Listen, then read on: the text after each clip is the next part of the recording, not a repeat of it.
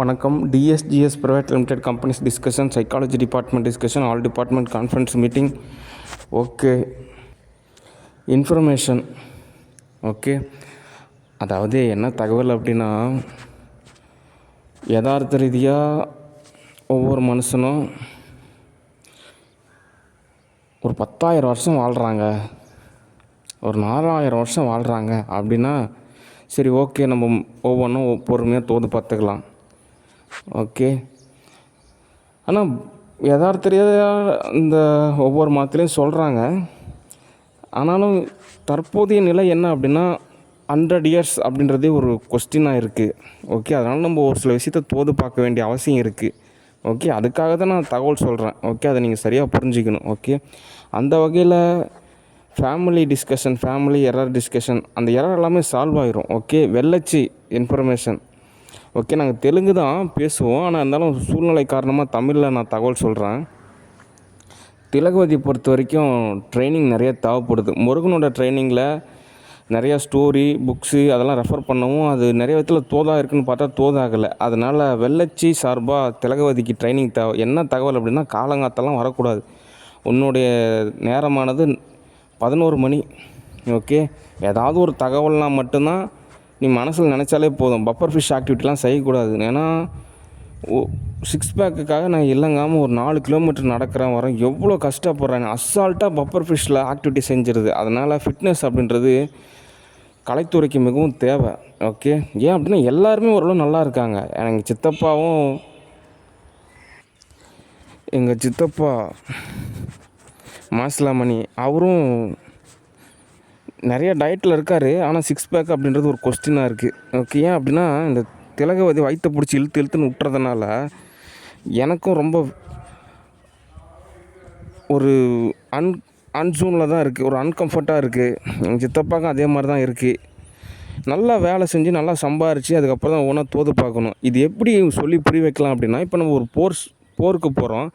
எதிரி நாட்டு படையும் இருக்குது, நம்ம நாட்டு படையும் இருக்குது. இப்போ நான் ஒருத்தர் கூட்டிகிட்டு போகிறேன். இப்போ எதிரி நாட்டையை போய் அட்டாக் பண்ணுங்கன்னு சொன்னால் திரும்ப என்னையே அட்டாக் பண்ணாங்க அப்படின்னா நான் என்ன பண்ணுவேன்? கூட கூட்டிகிட்டு போகிற ஆள் எனக்கு துன்புறுத்துனாங்க அப்படின்னா நான் எப்படி போய் எதிரி நாட்டு கூட போய் சண்டை போட முடியும்? அப்போ எல்லாருமே அவுட்டு தான் ஆவாங்க. ஓகே, அதே மாதிரி தான் அந்த திலகவதி கான்செப்ட்டு.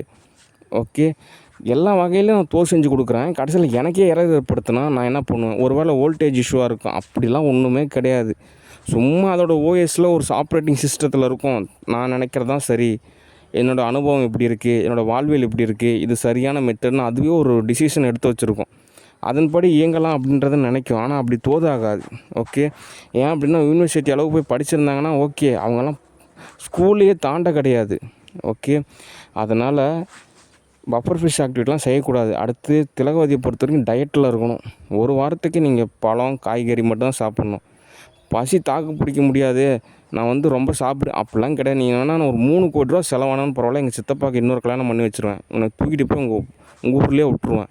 ஓகே, ஏன்னா வெள்ளச்சி மாதிரியே ட்ரைனிங் கொடுத்தா தான் உனக்குலாம் சரியாக புரியும். ஓகே, அதனால் அடுத்த ஒரு வாரத்துக்கு பயங்கரமான டயட்டில் இருக்கணும். கடுமையாக உடற்பயிற்சி செய்யணும். மாடிப்படி ஏறணும் வரணும். பெஞ்சில் உட்காரக்கூடாது, கீழே தான் உட்காரணும். ஓகே, எல்லா வேலையும் நீ தான் இழுத்து போட்டு செய்யணும். எங்கள் பாட்டிக்கு எந்த வேலையுமே வைக்கக்கூடாது. ஓகே, அப்போ தான் உடம்பு குறையும். ஓகே, அப்போ தான் மூவியில் புக் பண்ணுறதுக்கு 4 இடத்துக்கு கூட்டிகிட்டு போகிறது கரெக்டாக இருக்கும். ஓகே, அடுத்து இன்றைக்கி தகவல் போதுமானது. நான் உன்னை திரும்ப கூப்பிட்றேன். ஓகே, நானாக கூப்பிட்ற வரைக்கும் காத்திருக்கணும். ஓகே, எச்சுஸ்தியெல்லாம் நடந்துக்கூடாது. ஓகே, காசு நான் ஒரே செக்காக கூட கொடுத்துருவேன். சில நேரத்துலலாம் நமக்கு தோதாக இருக்கிற மாதிரி சூழ்நிலையை அமைச்சு கொடுக்குறேன்ற பேரில் எரர் ஏற்படுத்தக்கூடாது. ஓகே, நானே கூப்பிட்றேன். ஓகே, சரி, அடுத்த தகவல் சோப்பனாங்கி டிஸ்கஷன். சோப்பனாங்கி பொறுத்த எனக்கு என்ன தகவல் அப்படின்னா, நீ ஒரு சமையல்காரி. ஓகே, ஒரு 6 மாதத்துக்கு நீ இருக்கக்கூடிய லொக்கேஷன்லேயே சமையலை முழுசாக கற்றுக்கோ.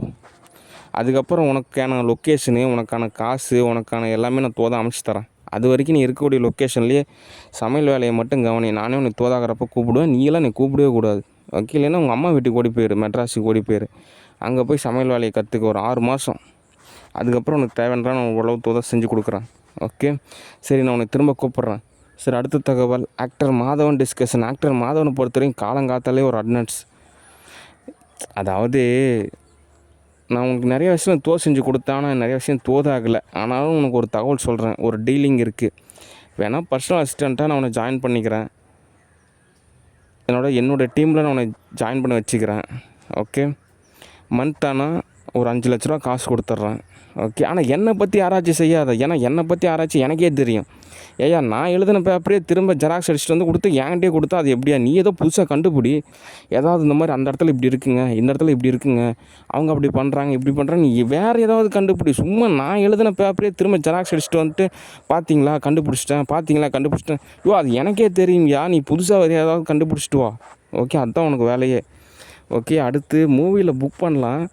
ஆனாலும் உன்னோட எரர் எல்லாமே சால்வ் பண்ணினா தான் அந்த வேவ் லென்த்தில் கரெக்டாக மூவி புக் ஆகும். ஏன் அப்படின்னா உன்னோட பர்சனல் நிறையா இருக்குது. அதெல்லாம் நீ சால்வ் பண்ணணும். ஜிம்முக்கு போகணும், ஒர்க் அவுட் பண்ணணும், நிறையா புக்ஸ் படிக்கணும், மெடிடேஷன் செய்யணும், உன்னை நீயே சரி செஞ்சுக்கணும்.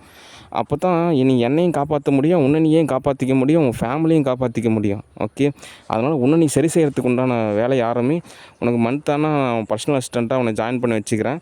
ஒரு காசு நான் உனக்கு கொடுத்துட்றேன். ஓகே, ஏன் அப்படின்னா எதுக்காக நான் இப்படி பேசுகிறேன் அப்படின்னா உங்களுக்கு புரிகிற மாதிரி ஸ்லாங்கு. ஒவ்வொருத்தருக்கும் ஒவ்வொரு விதமான நிலை இருக்குது, ஒவ்வொருத்தருக்கும் ஒரு தனித்துவம். அதனால் ஒவ்வொருத்தருக்கும் தகுந்த மாதிரி தான் நான் பேசணும். இதில் உயர்வு தாழ்வு அவங்க இவங்க அப்படி கிடையாது. அவங்களுக்கு புரிகிற மாதிரி நான் பேசுகிறேன். டைரக்டர் சார் இப்படி பேசினா தான் அவருக்கு புரியும் அப்படின்றது இன்னும் ஒரு சில நபருக்கு புரியும். ஓகே, அதனால் மாதவன் அவர்லாம் எதுவும் தப்பாக நினச்சிக்க மாட்டார். ஓகே, சரி, அடுத்த தகவல், sealed security service Salem. Okay, சில நேரத்தில் அக்கௌண்ட்ஸ் எரராக இருக்குது. ஆனால் அந்த கம்பெனியில் சார்ந்த அத்தனை நிறுவனமே நான் ஓகே தான். இந்த தியாஸ் டெக்டைல்ஸ் நான் கேஷ் கொடுக்குறேன், பொறுமையாக காத்துருங்க. ஓகே, ஆனால் சீல்டு செக்யூரிட்டி சர்வீஸை நான் மாற்றிடலான் இருக்கேன். ஏன் அப்படின்னா ஒரு சங்கட்டமாக இருக்குது. மாறா வருமான் காதலி வேணால் நான் ஏதோ கிஃப்ட்டாக ஏதோ ஒரு கேஷ் கொடுத்து செட்டில்மெண்ட், அவ்வளோதான். மற்றபடி அவங்க யூனிட்லாம் நமக்கு தோதாக மாட்டேங்குது, அவசரத்துக்கு காப்பாற்ற மாட்டேங்கிறாங்க. ஆனால் நிறைய விஷயம் தோது செஞ்சு கொடுத்தாங்க. ஆனால் இருந்தாலும் இன்னும் பெட்டரான ஆப்ஷன் இருந்திருக்கலாம். ஆல்ரெடி அவங்க கொடுத்த கேஷே போதும், அதுலேயே அவங்க செஞ்ச வேலைக்கு உண்டான தொகையை கொடுத்த மாதிரி தான். ஓகே, அதனால் அட்லஸ் நெட்வொர்க்கை டெவலப் பண்ணணும் சேலத்தில். அப்போ தான் நம்மளும் ஓரளவு காசு பார்க்க முடியும். ஓகே, அப்போ தான் நிறைய பேரோட வாழ்வாதாரம் தோதாகும். ஓகே, ஆனால் இந்த அட்லஸ் நெட்வொர்க் அப்படின்றது ஆக்டர் சிவகார்த்திகேயன் அவர் தான் நிர்வகிக்கிறாரு. ஆனால் அவர் பொறுமையாக தான் ஒவ்வொன்றும் தோது பார்ப்பார். மாட்டு வண்டியில் இங்கேருந்து போகிற மாதிரி அவர் அப்பப்போ இறங்கி கம்பங்கூழ் எல்லாம் சாப்பிட்டுட்டு அந்த மாதிரியே போகணுன்னு நினைப்பார். ஆனால் இது எப்போ போய் சேரும் அப்படின்றது ஒரு கொஸ்டினாக இருக்குது. அதனால் நான் வேலை தொலைவிட்டுருக்கேன். அட்லஸ் நெட்வொர்க்குக்கு ஒரு சரியான நபர் கிடைச்சாங்க அப்படின்னா ஒரு விஷயம் தோதாகும். ஓகே, அவ்வளோதான் இப்போதைக்கு ஸ்டேட்டஸு. ஓகே, மற்றபடி ஸ்டூடியோ பொறுத்த வரைக்கும் இன்றைக்கி லீவு. ஓகே, நான் நைட் டைமில் வேணால் ஏதோ ஒரு புக் பண்ணலான்னு இருக்கேன். வேணால் தமிழில் பொறுத்த வரைக்கும் ஒரு மூவிஸ் இருக்குது, வெற்றிமாறன் மற்றும் டைரக்டர் பாலா. அவங்க கூட ஒரு 4-5 மூவிஸ் புக் பண்ணலான்னு இருக்கேன். ஆனால் அது இன்னும் ஒரு 2-3 நாளாக அது ஆகும் தோது பார்க்குறதுக்கு. அதே மாதிரி யூஎஸ்ஏலேயும் ஒரு மூவி புக் பண்ணலான்னு இருக்கேன். அது மூவியாக எடுக்கிறத விட ஒரு ட்ராமாவாக கூட இருக்கலான்னு தான் நினச்சிட்ருக்கேன். லுக் பேசன் தான் டைரக்டரு, ரெட்லி ஸ்காட்டும் அவரும் டைரக்டரு. ஓகே, மற்றபடி கிறிஸ்டோபர் நோலன் அவரை கூட கூப்பிட்டுக்கலாம். மற்றபடி நானும் தோதாகிறப்ப கூப்பிட்றேன். ஓகே, நீ கொஞ்சம் ட்ராவல் வேலையெல்லாம் இருக்குது, நான் கொஞ்சம் பயணிக்கிறேன். ஓகே, அதனால் பாதுகாப்பு தேவை. இரவு நேரத்தில் பயணிக்கலாம், ஆனால் இருந்தாலும் நம்மளுடைய நாட்டில் பகல் டைமில் தான் ஓரளவு பாதுகாப்பு. ஓகே, அதனால் நம்ம காசு சம்பாரிச்சிக்கலாம், இருந்தாலும் பாதுகாப்பு மிகவும் அவசியம். ஓகே, அதனால் இன்றைக்கி ஸ்டூடியோ லீவு. ஓகே, நானாக திரும்ப கூப்பிடுவேன். நைட்டு 8:30 மணிக்கு கூப்பிடுவேன். ஓகேனா நான் ட்ராவலில் இருப்பேன். அந்த நேரத்தில் என்னை காண்டாக்ட் பண்ணக்கூடாது. ஓகே, பகுத்தறிவாக புரிஞ்சுக்கணும். சில நேரத்தில் 10 மணி ஆனால் கூட பரவாயில்ல, நானே கூப்பிடுவேன். நீங்கள் என்ன கூப்பிட வேண்டிய அவசியம் கிடையாது. எரர் ஏற்படுத்தாதீங்க. ஏதாவது ஒரு விதத்தில் நீங்கள் மனசில் நினச்சிங்கனாலே போதும், நானே என்ன எதுவும் தகவல் உங்களுக்கு தோது பார்த்துக்குவேன். ஓகே, சரி, அவ்வளோதான் தகவல். சரியாக புரிஞ்சு பதமாக பக்குவமாக நடந்துக்கிட்டிங்கன்னா எல்லாருக்கும் பலன் இருக்குது. ஓகே, சரி, டிஎஸ்ஜிஎஸ் ப்ரைவேட் லிமிடெட் கம்பெனிஸ். நன்றி, வணக்கம், பாய்.